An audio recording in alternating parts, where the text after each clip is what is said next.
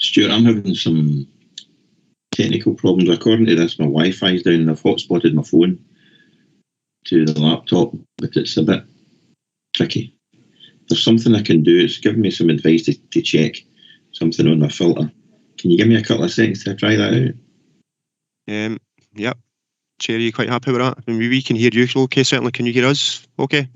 Chair, I'm getting an echo on the line.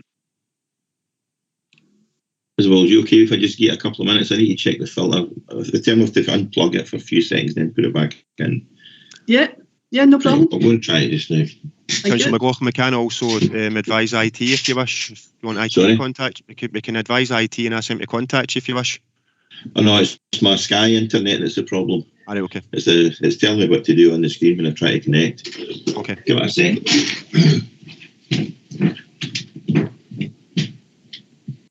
Chair, if you're happy, what I can do is I can continue with the sediment just now anyway, so that we're hopefully ready to start once Councillor McLaughlin returns, if that's okay. Yeah, that's fine, Stuart, thank you. Okay, so I'll just take the sediment by roll call. So the following members are in attendance: Councillors Alec Allison, Maureen Devlin, Isabel Dorman, Mark Horsham. I have apologies from Councillor Anne LeBlond. Councillor McLaughlin hopefully is also present. Councillor Scott is present, and we have apologies from Councillors David Shearer and Jim Wartaw. I've also taken a note of the officers that are present. I've done what it's asked me to do, so let me wait and see if it's going to work. Okay, obviously if you just give me a wee call, Councillor McLaughlin, if you have any issues, if you drop out. Okay. Although bearing in mind, obviously, given the quasi-judicial nature of the business, if you drop out for any amount of time, then you would obviously need to sit that time out. Okay. All right. Carry on just now then. So we have taken the sediment, and your presence is noted. Thank you. Thank you, Stuart. Do we have any declarations of interest?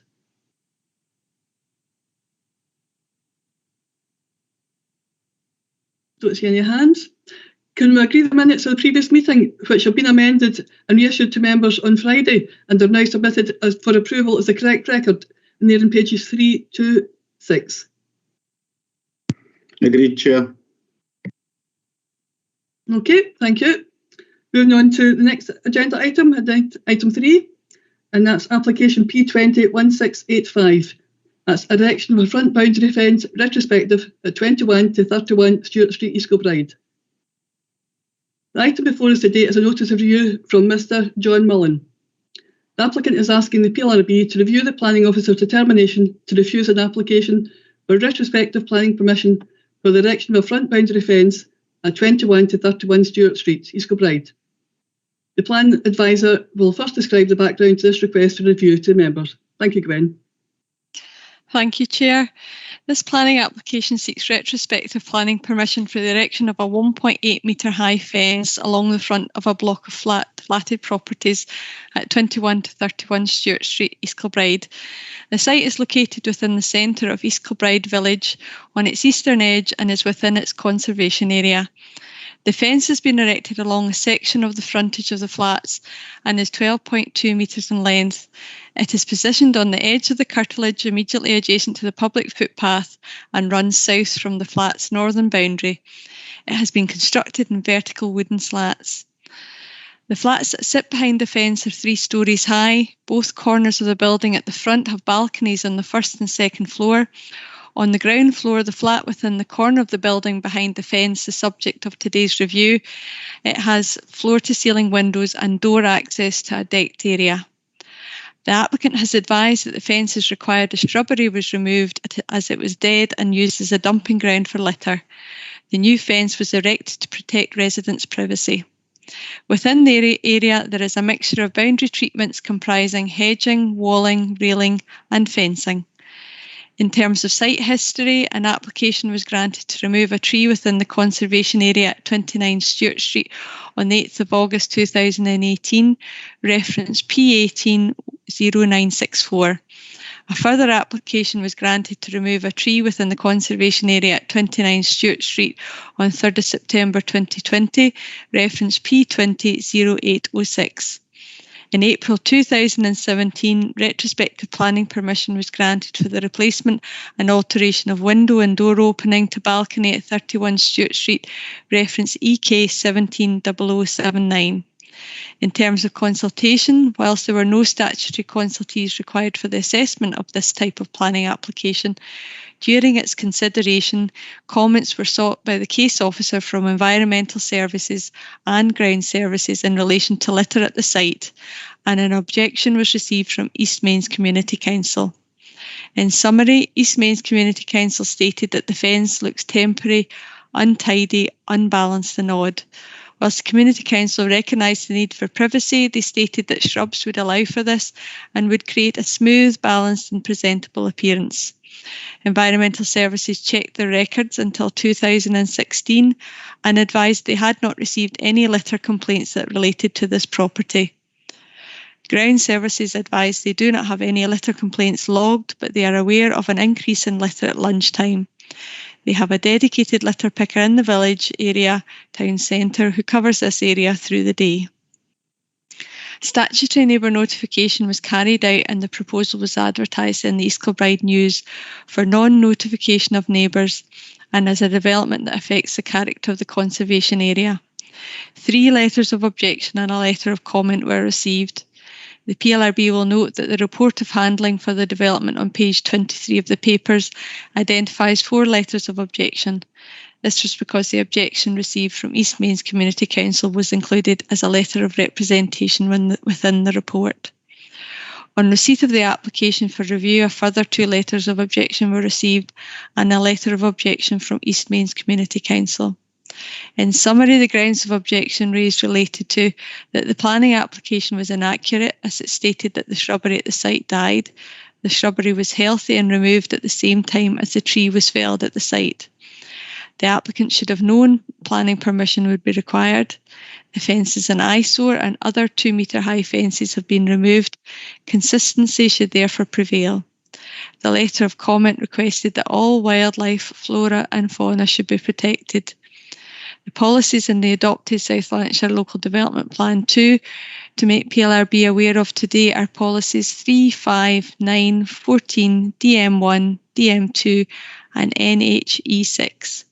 The application site relates to a block of flats that is located within East Kilbride Village Centre and its conservation area. In summary, the policies I need to advise are the following. Policy 3, general urban areas and settlements, that within the urban area and settlements, residential developments on appropriate sites will generally be acceptable. Proposals for use that are ancillary to residential areas will be assessed on their individual merits with particular regard to their effect on the amenity and character of the area. Particular consideration will be given to likely impacts on the amenity of the area. This will include locally important green space, local services and facilities, proposed servicing, parking arrangements and access. Developments which would be detrimental to the amenity of residents and the wider community or to the character of the surrounding area will not be permitted. Policy 5, Development Management and Placemaking, advises that all proposals require to be well designed and integrated with the local area. Proposals should have no unacceptable significant adverse impacts on the local community and environment. Policy 9, Network of Centres and Retailing, seeks to support a network of strategic town and local centres to provide retail and other local services to the communities of South Lanarkshire. Within local centres, any proposals for change of use will be assessed with regard to the provision of an appropriate mix of uses that will meet economic and social need. Policy 14, Natural and Historic Environment, advises that all development proposals will be assessed in terms of their impact on the natural and historic environment, including biodiversity, geodiversity, landscape and townscape. The Council will seek to protect important natural and historic sites and features from adverse impacts resulting from development, including cumulative impacts. In Category 3 areas, which includes conservation areas and their settings, development which would have significant adverse impact following the implementation of mitigation measures will only be permitted where the effects are outweighed by significant social or economic benefits. Where possible, any development proposals which affect natural and historic designations should include measures to enhance the conservation value of the site affected. Policy Dm1 Design. This advises that new development must promote quality and sustainability in its design and layout and should enhance or make a positive contribution to the character and appearance of the urban or rural environment in which it is located. Policy Dm2, house extensions and alterations, requires proposals to adhere to the following criteria. 1. The siting, form, scale and design and materials respect the character of the existing dwelling and the wider area. 2. It does not dominate or overwhelm the existing dwelling, neighbouring properties or street seam in terms of size, scale or height. 3. It does not significantly adversely affect adjacent properties in terms of overlooking or loss of privacy, daylight or sunlight. 4. It retains adequate car parking, usable garden ground and bin storage within the site. 5. It does not have an adverse impact on traffic or public safety. And finally, policy NHE 6, conservation areas, development and demolition within a conservation area or affecting its setting shall preserve or enhance its character and be consistent with any relevant conservation area appraisal or management plan that may have been prepared for the area. The design, material, scale and siting of any development shall be appropriate to the character of the conservation area and its setting. It is these policies that provide the development plan basis for considering the application. Finally, Chair, the review body should note that the appellant considers that a site inspection would be of assistance to the review body. Thank you.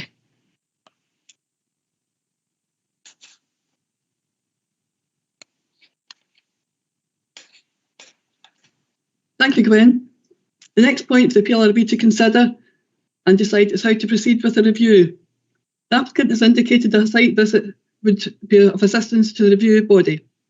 Taking account of what is in their papers, we have to decide if they do in fact contain sufficient information for us to determine the review today, or if we need more written information, a hearing or a visit to the site. I think that all the information that we have, plus the detailed photographs we have of the site, does provide us with all we need to consider this review, without either a site visit or a hearing or further written submissions. Are we quite happy to proceed? I'm happy, Chair. Can we agree to proceed? Yeah, okay. Anyone get any questions for Gwen?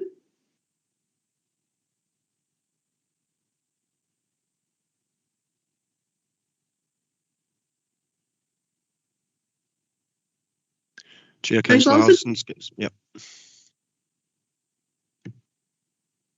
Gwen, reading through the papers, is the applicant suggesting the fence is I know it's minor point, 1.5 metres high at its highest? The paper we've got 1.8. If so, am I right in reading that? And if so, have you any indication as to why there is a discrepancy between the two? The fence is 1.8 metres in height. The case officer, during the consideration of the application, had put forward an alternative scheme to see if the applicant would accept that, and it was a case of reducing the height of the fence to 1.5 metres in height, but that wasn't supported by the applicant, as it was felt it wouldn't protect the privacy of the residents within the flats at that section. Okay. And sorry, can I ask another question, Chair? Yes. Again, part of the applicant's submission is that there is this type of fencing straight across the road. What effect does that have on the planning application, if any? Ultimately, the applicant has raised has lodged a statement stating there are other fences within the local area, one of them being across the road from the application site. It is perpendicular to Stewart Street, so it doesn't run parallel with the road, but runs perpendicular to Welbeck House. So it is in the area, and they've made that statement as a reason to support the application. Sorry, what does that have any effect on this application? And I realise there is no precedent in planning, but they've just made a comment that there is that fence in the area opposite the site, and I mean ultimately it's for the PLRB today to assess whether these points that the applicant has raised is sufficient to allow the application or not. Thank you. Thank you, Graham. You've got a question? Thank you, Chair. There's an echo on the line. I'll be as succinct as I can be. The standard rule is, Gwen, that, and I think all councillors give advice to your constituents, is that if they 1 metre, if they want a fence at the front, it's 1 metre. If it's side and back, it's 2 metres. This is obviously way beyond that because it's a frontage on the main street. In relation to the conservation area, it's obvious this doesn't work out. I mean, I drive by it on a regular basis, driving through the village because I'm from the area. And the first time I saw it, I was astonished that it was a boundary at the front to the main street. In relation to the conservation, the applicant never saw any contact with the council in relation to developing in a conservation. Is that true? It's my understanding the fence was erected as they were not aware that planning permission was required for it, so there wasn't contact.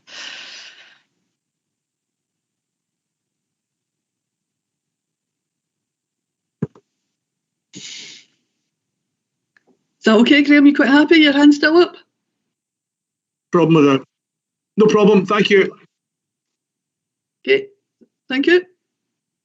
Mark?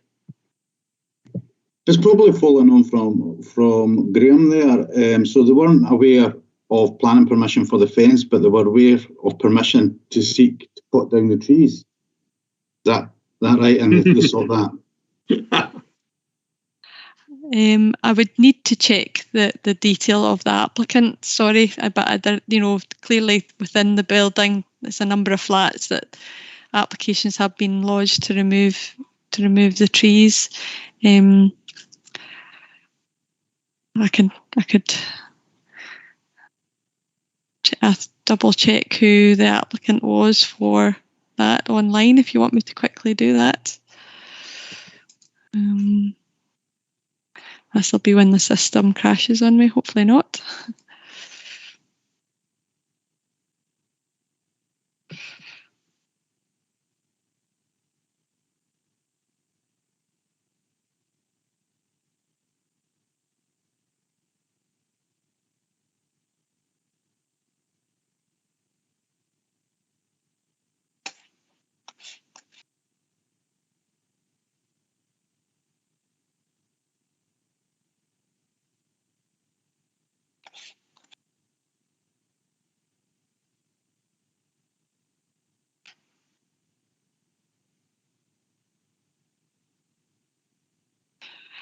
It's the applicant for the P200806, the one that was lodged in 2020. It was a different applicant, a Mr. Alan Davidson. And for the earlier one, I'll just check that.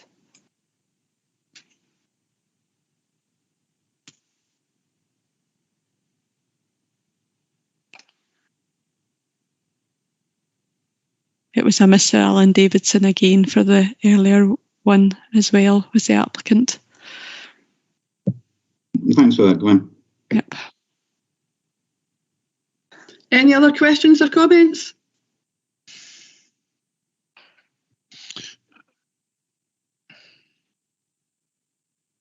No hands raised, Chair. Okay. Thank you, Stuart. Can I summarise the points made? The application is for retrospective planning permission for the erection of a front boundary fence at 21 to 31 Stewart Street, East Kilbride. The adopted South Lanarkshire Local Development Plan 2 identifies the site as being within the centre of East Kilbride Village and its conservation area. If we consider the proposal does not preserve or enhance the character of the conservation area, has a detrimental impact on the historic environment, and therefore would not accord with policies 3.5, 14, DM2 and NHE6 of South Lanarkshire Local Development Plan 2, permission can be refused. Or if we consider that the proposed development would not have an adverse impact on the conservation area and would not have a detrimental impact on the historic environment, we could grant planning consent, subject to conditions. Our options are to uphold or reverse or vary the planning determination. Anyone like to comment?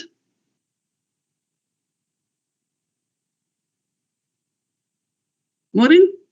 Aye, thanks, Chair. I think we should uphold the decision of the planners because it is a conservation area. I happen to represent an area that has a conservation area in it, and people are well aware of the fact that there are special guidelines. So therefore, you want to live in a conservation area, therefore you have to comply with the policies that allow you to remain within a conservation area. Thanks, Chair.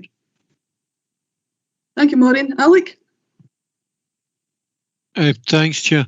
I was wondering, in terms of consistency, if the officer had suggested that if it was lowered to 1.5 metres, my understanding of what Gwen said, that would have been acceptable to the officer. It does look out of place at the moment because it's brand new wood, but if you compare it to older fences, that will, the colour will dull down over time with age. So could we consider supporting the officer and reducing it to 1.5 metres, but also insisting that it is stained with a dark colour to make it similar to the fences next door?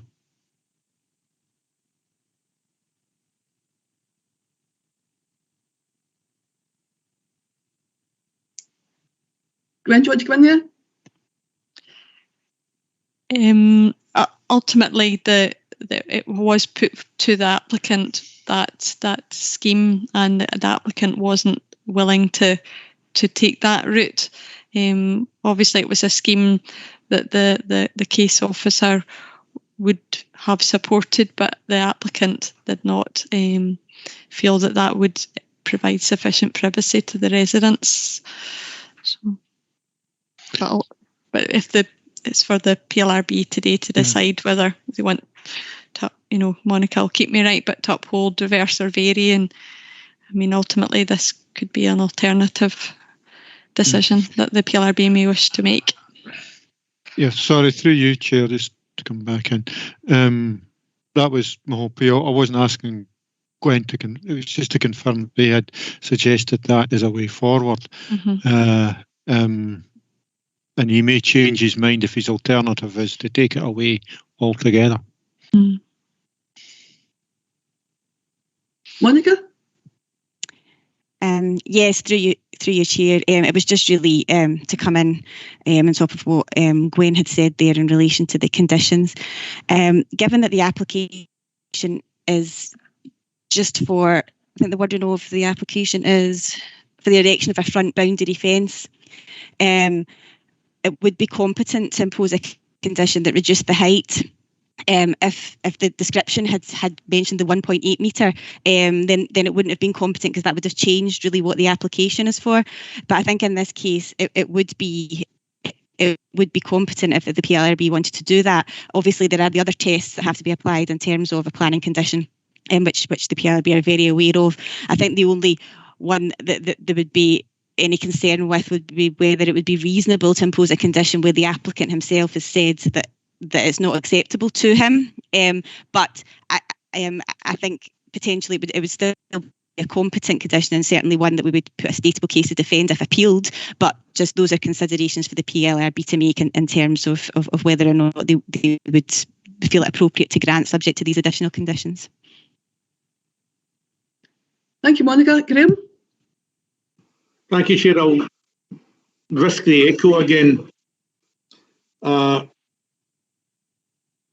in support of what my colleague Councillor Devlin has said in terms of a conservation. The idea that this 1.8 metre looks like a garden centre fence is in a conservation area is incongruous. I think it's more important that I take it that if we do uphold the decision, that enforcement action will be taken on the applicant, because the applicant mentions the fence across the road. The fence across the road is a side fence to the shelter housing at Welbeck House. Therefore, that's the 2 metres. Again, can Gwen confirm that the standard height for a frontage fence is a metre? I know when constituents contact us but want to put a fence around a front garden, they're told it's a metre. So this is a front garden onto Main Street. I take it's a metre. But I'll certainly uphold the upholding of the officer's decision. Thank you. Thank you, Chair. Just to say that because it's actually in the conservation area, the permitted development rights are not those normal standard ones for residential houses. So in this instance, it wouldn't matter what height the fence was, it would require planning permission. Okay. Thank you, Gwen. Mark? It was just in relation to the removal. If we agree, uphold the officer's decision and the removal of the fence. Obviously, all the shrubs and the area have been, we've only seen the front of the fence. We're not seeing what sort of behind the fence. And would the applicant be asked to sort of replace that and put it back to what it was originally if he removed the shrubs to put the fence up?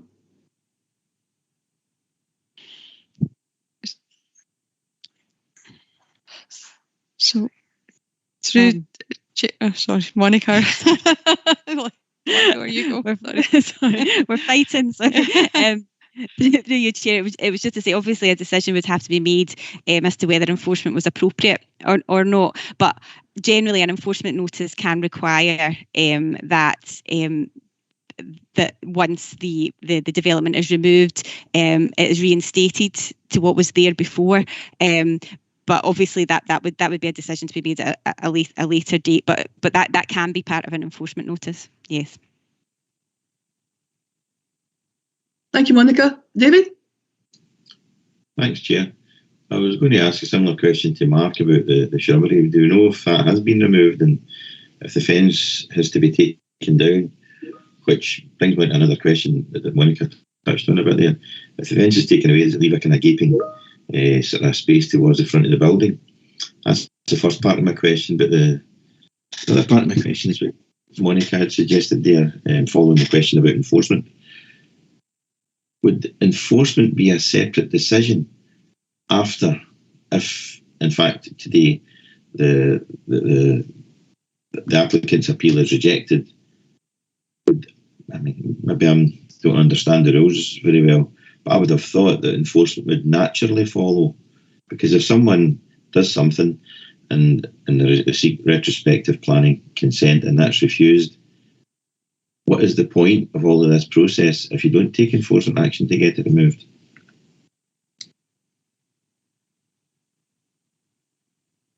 Monica? Yes, through you, Chair. Any enforcement action the council takes has to be in accordance with the enforcement procedure, the policy that we have, because in addition to having to have a legal basis for taking enforcement. It has to be human rights compliant, which is why we have the enforcement policy. So that's why there is a two-stage process there. Obviously, if the decision today is to uphold the planning officer's decision, there will not be planning permission, and therefore that will be a legal development. However, then the council has to consider whether or not enforcement action is appropriate, and enforcement action is discretionary, which is why there has to be that separate decision made. But as I said, it's because it also has to be human rights compliant, because people have a right to their own property and right to do what they want with their own property, subject to what they're doing being legal. And with human rights legislation, the actions of the council always has to be proportionate. So we need to take all of that into account. So there will have to be a second look at things to see whether, in this case, enforcement action is appropriate or not, and a decision made, and then the type of enforcement action which is appropriate or not will need to be looked at. Chair, can I come back in? Yes. Thanks, Monica. And you come, David. Yeah. Monica, I take your point then, there's a process to go through, and without preempting any possible outcomes, and I don't want to put you in the spot here, is it likely that if an application for an internal process for enforcement action to remove that fence was lodged, is it likely, given all the human rights aspects of it, because it's only a fence, is it likely that the applicant would be asked to remove that fence? And if not, would we be stepping in? Based on your experience of other applications. Yeah, so what I was going to say is, obviously, we couldn't possibly fetter the council's discretion by giving any particular view in relation to this. What I would say in terms of the council's enforcement policy, and Gwen obviously is probably also the better person to maybe come in and talk about that, but the things that we'll look at, that will be considered in whether or not enforcement action is appropriate, is the impact on the amenity. So, for example, you can have a legal development that doesn't impact on anyone, isn't causing any problems, and in those cases the council would probably not take enforcement action because there was a limited impact on the public, even though theoretically the people making constructing the development hadn't gone through all the proper procedure. So where there is an impact on amenity, it would be more likely that the council would take enforcement action. And I don't know if Gwen wants maybe to add into that. Thanks, Monica. Gwen? Thank you, Chair. Just to say, ultimately, once a decision is made on this case, should it be that the officer's decision is upheld, then ultimately the reasons for the decision is that it does have an adverse impact on the conservation area, so that that would be there before the enforcement team to look at, and we would then take that up with the applicant and ask for the fence to be removed, and in terms of it to be put back how it was found. So that conversation would start with the applicant, should that be the decision today. And ultimately, just to go back, had raised my hand, just really to go back to Councillor McLaughlin's other question, was how it would look if the fence was removed, and ultimately what was there had been hedging. Within the block of flats is a central access point into them, and on either side of that central access point there's hedging, or there was hedging on one side of that access point. So now there's hedging along one half of the frontage of the block of flats, and there's now this existing fence that's been put up. So it would not have that symmetrical appearance of if it was removed, it would have one half hedging and where the fence was a vacant area from if it was taken down. So ultimately, in terms of enforcement, we look to reinstate how it was, is what is normal procedure on that. So hopefully that's clarified that. Chair, can I come back in? Yeah, thank you both for your input. Yeah, and I value that. And it's difficult. I know Monica put you on the spot, but it does bring me back again to this process. We're sitting here dealing with a process, but it's still a bit hazy as to whether or not, after having agreed with the officials and rejecting the applicant's appeal, that we just leave the fence where it is, because it might be worse looking if we take it away.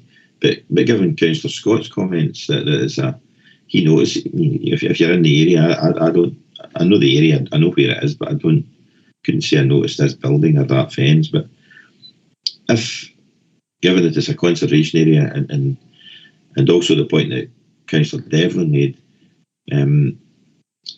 if you allow things like this to continue after having been refused or appeals being turned down, and you allow it worries me that we as an authority, as a planning authority, are a bit toothless. It's maybe not a question you can answer, any of the officials, but it's just a view that I have, and I'm quite concerned about it. It seems to sort of make a mockery of the whole system if we can't actually do anything about it. People will soon, and I'm pretty sure it has happened in the past, where people will apply for something retrospectively, knowing that they probably won't get it, and there's a good chance that no action will be taken because it's not going to have, the fact of it being there is not going to have an adverse impact on the amenity of the local area.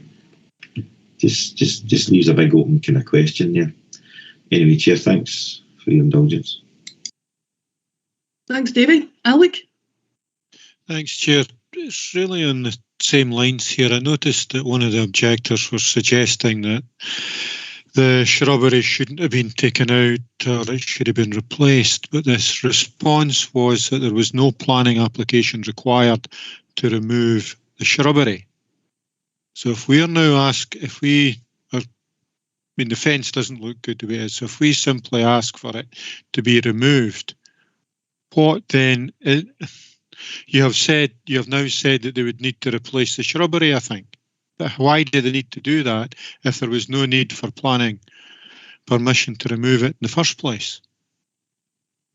Do you understand? I don't know, Monica, is it Monica or Gwen that would clarify that for us?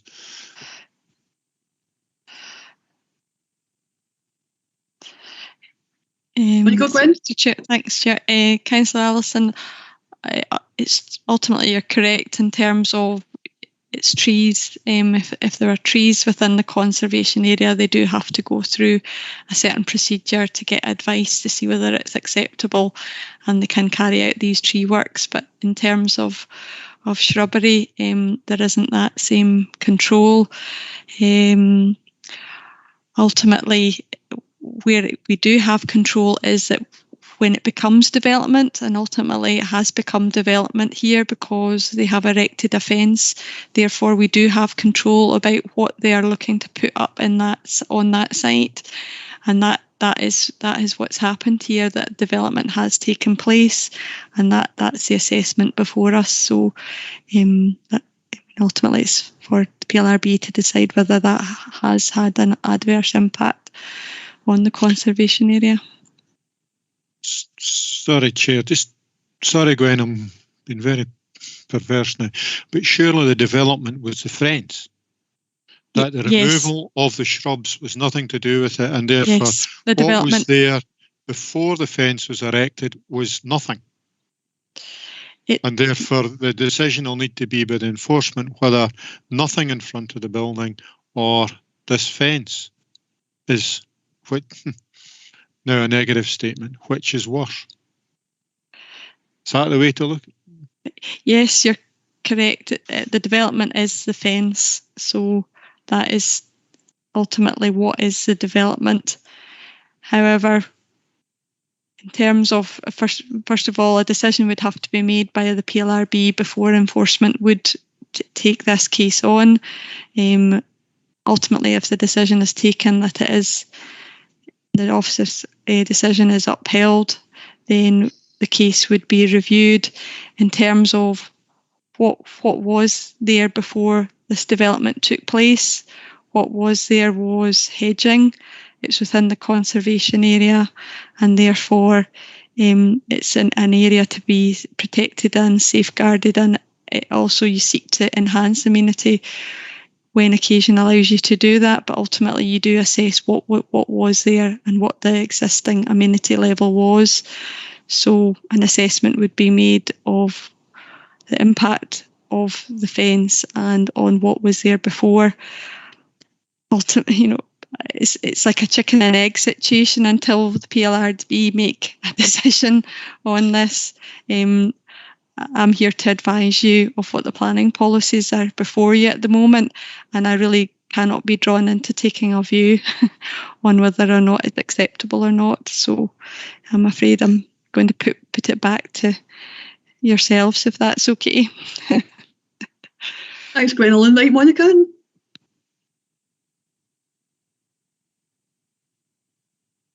think you're on mute, Monica. Sorry. Firstly, just to echo the points Gwen had made there about the determination. Obviously, that's for the PLRB. But just to add in terms of practicalities, although obviously if the officer's decision is upheld today, enforcement will be a question for the council. The applicant or the landowners will also be involved in that, so they will take part in that process as well, in terms of whether they comply with will they remove the fence or whether they decide to put something else up, and that will all have to be considered again by the planning authority in terms of enforcement, or whether a new application comes forward. So again, it's just another consideration that it's not just really this is refused and then we'll be moving straight to enforcement, because the applicant may themselves they play a part in the process as well, and may put forward suggestions or different proposals. Up to date they haven't, but that might be something that arises going forward. Sorry, no, can I come back in? Yes, you can. Still unclear why, when the hedge or the shrubbery was removed legally, we can then say if the fence is removed, we can insist on shrubs being planted again. What then is to stop them planting the shrubs as any, if they went down that route, I'm stopping and then taking them out again immediately, because there is no requirement under the planning regulations, even in a conservation area, regarding shrubs. So what we're really talking about is the fence there or nothing. Is that correct? Well, through you, Chair, sorry, councillors, we don't know really, but that is a possibility. They may decide, if the fence is removed and they refused, they may then put in shrubs and take them away, but because the removal of shrubs is not something for which consent is required. So that is a possibility. But the decision before the PLRB today is whether the development is in accordance with the development plan, or whether there are material considerations that should be taken into account. So yes, these are all relevant questions for later on. But as Gwen says, the decision today has to be made based on the test for whether this is appropriate development in this area. Thank you, Monica. Don't see any other hands, so can we agree to uphold the planning determination? Agreed. Agreed. Agreed. Okay, thank you. Therefore, the decision of the PLRB is to refuse planning permission, as we are satisfied that the proposed development would be contrary to policies 3, 5, 14, DM2 and NHE6 of the South Lanarkshire Local Development Plan. The next stage is that written decision notice will be issued with the PLRB, and this should be issued within 28 days. I'd like to thank you all very much for your attendance. I don't have any other urgent business, and I'd like to ask Stuart to stop the recording. Thank you all very much. Take care.